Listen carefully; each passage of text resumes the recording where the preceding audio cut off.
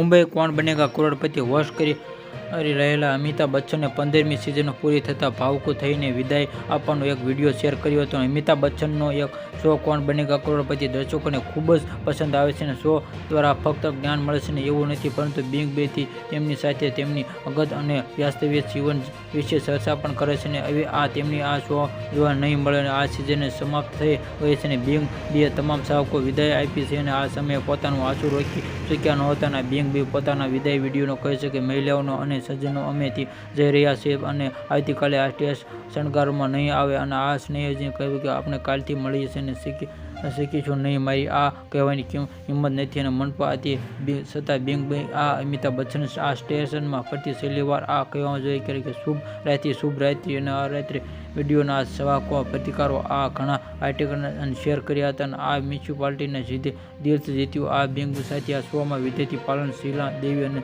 શર્મિલા ટાગોર અને સારા ભાઈ તેવા જોડાઈ રહ્યા હતા.